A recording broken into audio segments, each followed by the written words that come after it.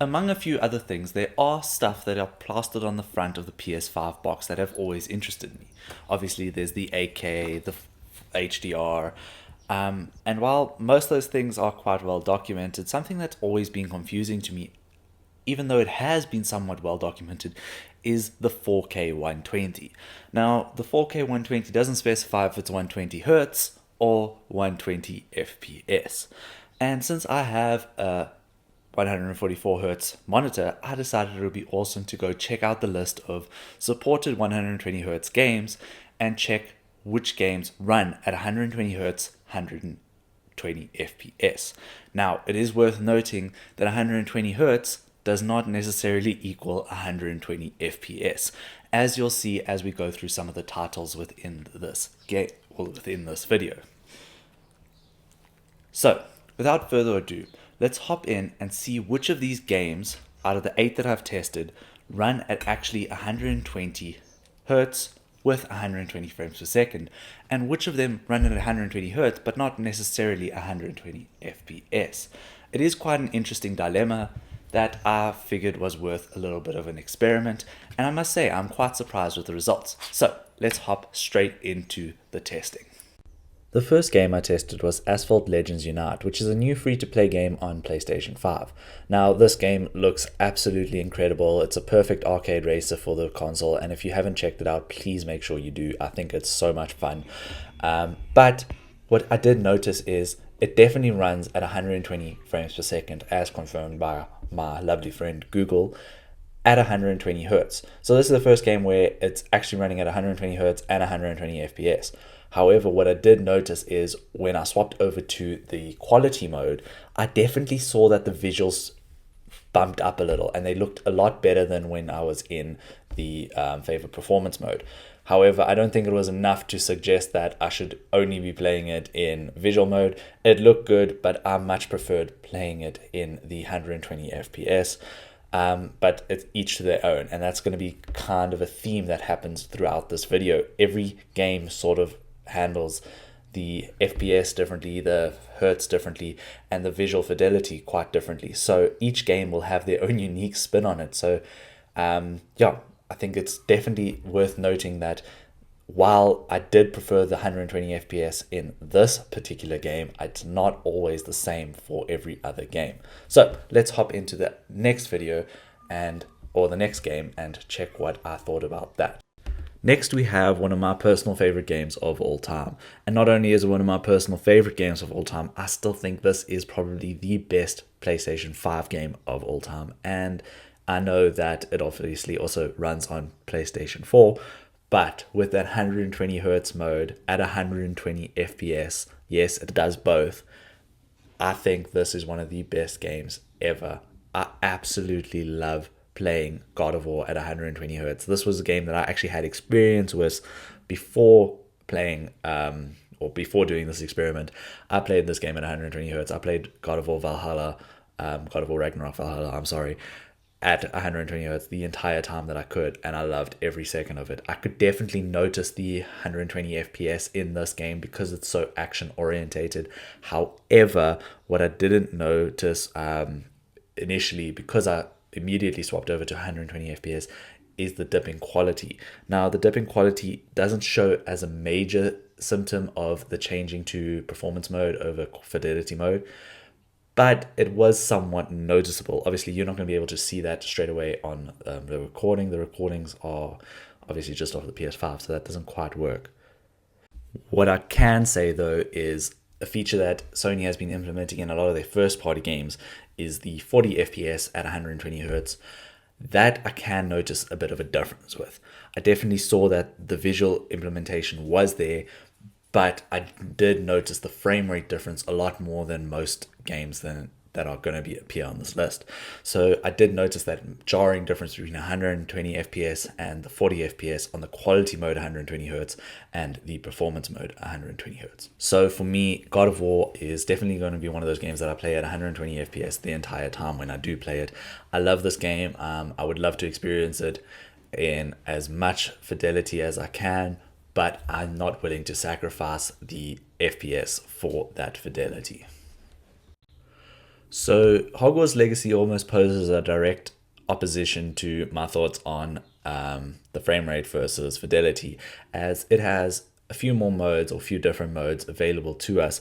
And it has obviously a base fidelity and a base performance mode, so that's 30 and 60 FPS respectively, with obviously higher quality on fidelity and lower frame rates, and then the opposite for performance mode. So you're running it at 60 FPS in performance mode. However, there is a half frame rate unlocked mode basically, which kind of sits at around 70 to 80%, or 70 to 80 frames per second, sorry, which I've gotten off of the internet. I couldn't really obviously count those frames. I'm not some supercomputer, but the game does run very, very smooth at this half frame rate mode. The conundrum comes in when you swap over to balanced mode. Balance mode absolutely rocks in this game. I think it's one of the best implementations of balance mode in any game. You're getting a steady 40 FPS, which obviously sounds a bit bad. It's about half of what you're getting in the half frame rate mode. However, it's not as noticeable as going down from 120 FPS to 60 or even 30 FPS in God of War, or even in Hogwarts Legacy. So for me, balance mode gives you a nice balance, for lack of a better word, between fidelity and performance, and I think it's the best way to play this game, which I'll be the first to admit surprised me a lot. Oh, the curveballs keep coming. With The Last of Us Part 2 Remastered, I knew going into it that it has 120 Hz support, but obviously I didn't quite get into using the performance mode because it needed VRR to be implemented correctly.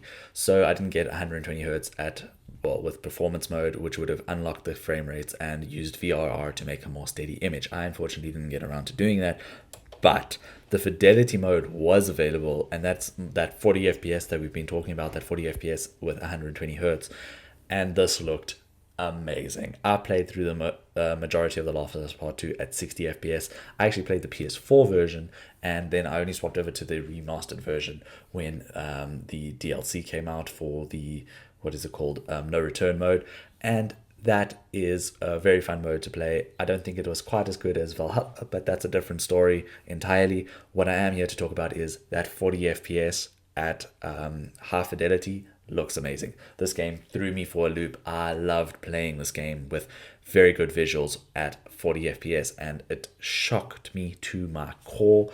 I am someone that always believes that performance is going to outweigh fidelity, and having such a balanced experience between performance and fidelity really did shock me, and I think it is, besides Hogwarts Legacy's implementation, one of the best implementations of this 40 FPS at 120 Hz. So I definitely think this one might be worth checking out and playing in that fidelity mode with 120 Hz monitor.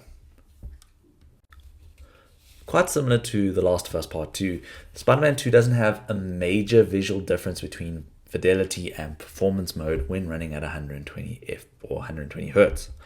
However, I do prefer the 120 Hz in this case with performance mode. The fidelity does look good. I just think that this type of game suits having higher frame rates at smoother frames. Now, with VRR, it should probably be a lot better. Unfortunately, as I've stated, we don't have VRR capabilities at the moment, so I couldn't have tested that setting. But I can say that if you did want to play the fidelity mode with 120 Hz enabled, I think it would run so much nicer than obviously without it, and it does help make the game run smoother at a much, I'm not going to say much better visual representation of the game, but it is definitely a much prettier game to look at when fidelity is enabled. So if you're looking for the best looking version of Spider-Man 2, fidelity plus 120 Hz is definitely the way to go, but I still think that 120 Hz with performance mode is definitely the better way to play. So that's what I'm going to stick to when it comes to Spider-Man 2. Quite similar to Hogwarts Legacy, Horizon Forbidden West decided to pull some nasty tricks on me and took me forever to figure out how to implement the 120 Hz. And in this case, 120 Hz is actually only available for the balance mode. So you're getting that 40 FPS at a higher fidelity, which again, I shouldn't be surprised at this anymore. Surprised me. It shouldn't be so surprising to me that this is one of the best ways to play these games. I still think that 60 FPS is the standard for games. I think that that runs the best, and I think that that should be how most games play. I love 120 FPS, don't get me wrong. I think 120 FPS looks fantastic, but at a bare minimum, 60 FPS is how most games should ship out of box, especially if they're going to implement a performance mode and a fidelity mode. Give us that performance mode to run that game at 60 FPS. Now, where this got a little bit interesting was I kind of backtracked on that. I think 120 hertz giving this game the ability to run at 40 frames per second smoothly and somewhat consistently definitely makes this the better way to play this game. So 40 FPS with that fidelity is just this feature that I think Sony is taking full advantage of, and I think more games should ship with it, especially more third-party games. I know we're getting a lot of support for first-party games, so all your Sony or PlayStation Studio games are getting this mode, or most of them, I should say, not all of them. But I think more third-party games should start implementing this. And obviously, I'm not the best advocate for this because I don't actually play that many third-party games. I play a lot of the first-party games, and I actually haven't experimented enough with the third-party games. So if you do know of third-party games that I should be playing at this type of how do I put it, this type of implementation of 120 hertz, please let me know in the comments. The only one that I've come across so far is obviously Hogwarts Legacy. And yeah, Hogwarts Legacy is just a great game. But if you do know of others, please let me know, because I'm starting to really fall in love with this 40 FPS at higher fidelity mode.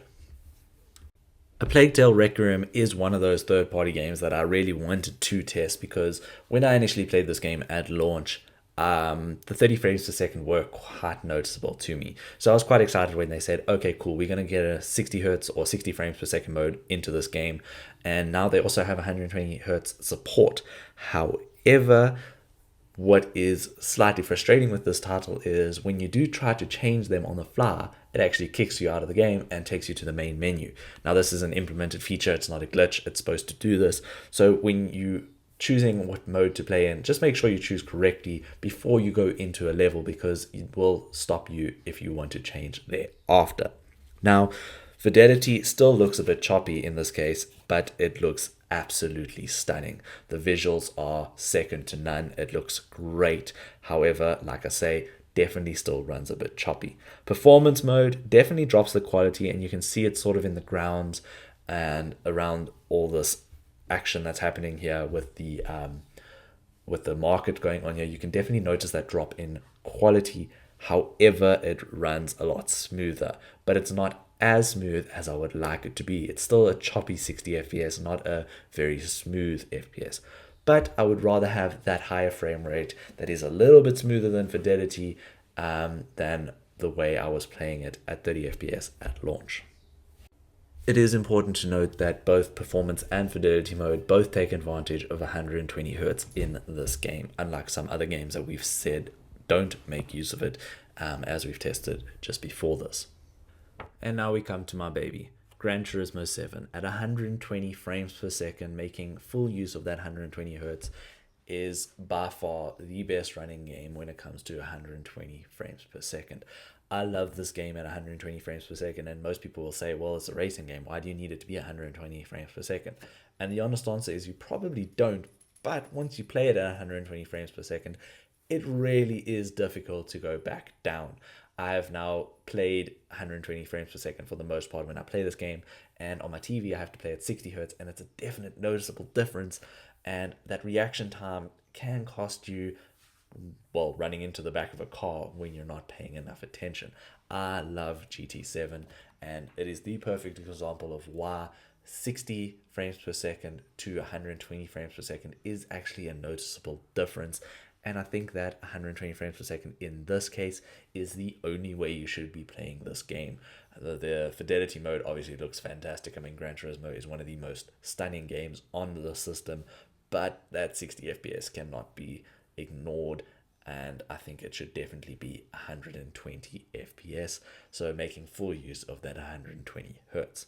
So Gran Turismo was a game that I already had a lot of experience in, so it wasn't really necessary for me to do a lot of testing. I obviously have all that testing in my brain, but I did a little bit anyways, and I still stand by what I'm saying. 120 frames per second, best way to play this game. So what can we say about PlayStation's 120? Or, in this case, it is actually 120 Hz, not 120 FPS. Well, what I can say from my experience at least is that while the implementation of 120 Hz is different per game, and some of them do actually run at 120 FPS, the vast majority don't. And while that is somewhat sad, the implementation of those that do run 120 Hz at 40 frames per second is something that I wasn't expecting to be as good as it is. The Last of Us and Horizon stand out particularly for me. Both of those games run 120 Hz but 40 FPS with fidelity, so you're getting a much cleaner, much nicer image with 40 frames per second, which is only 10 frames higher than most fidelity modes, yet those 10 frames make such a big difference, and I'd never expected it to do such a, or play such tricks on my mind, if you want to put it like that. And, well, we can basically put to rest that Sony was lying when they said 4K 120, because they didn't actually specify which 4K 120 that was going to be. And it turns out it's 120 Hz. And the implementation of 120 Hz on PS5 is truly remarkable in the cases where it's done properly. Now, the only game that I actually had a problem with and was not actually all too pleased with was A Plague Tale Requiem. Now, the game does definitely run better since its update from launch, where it was only 30 FPS and now it's got a 60 FPS mode. Yet the 120 Hz implementation doesn't take it to that next level above that. So in some cases it's just not necessary. But for the most part, those games, the first party games in particular that do make use of 120 Hz, do so really, really well, and it's probably one of the best ways to experience those games if you don't want to lose too much of the quality of the image to the performance of the game. I'm still on the fence. I still think that for the most part I favor performance. I love playing God of War at 120 frames per second, or targeted 120 frames per second, however you want to put it. And Gran Turismo 7 for me is obviously my holy grail when it comes to this. That is actually one of the main reasons I've got 120 Hz display, or 144 Hz running at 120 Hz, whatever. I think Gran Turismo is the holy grail when it comes to 120 FPS, 120 Hz, and what it can look like for PlayStation 5. But let me know your guys' thoughts in the comments below. I don't think we can say that Sony has a 120 Hz problem. I just think that more games should implement features similar to The Last of Us, similar to Spider-Man, similar to Horizon. All these games have very good implementation of 120 Hz. Yes, it's not always 120 frames per second, but I think realistically we need to drop our standards for some things. These are still consoles. We're not running 4090s in our PCs here. Consoles do the best that they can and deliver some of the most magical experiences that we will have. I love my PlayStation 5, and a simple thing like that's not going to change that. And the reason I love the PlayStation 5 isn't because it's just a Sony system. It's because the games that are available.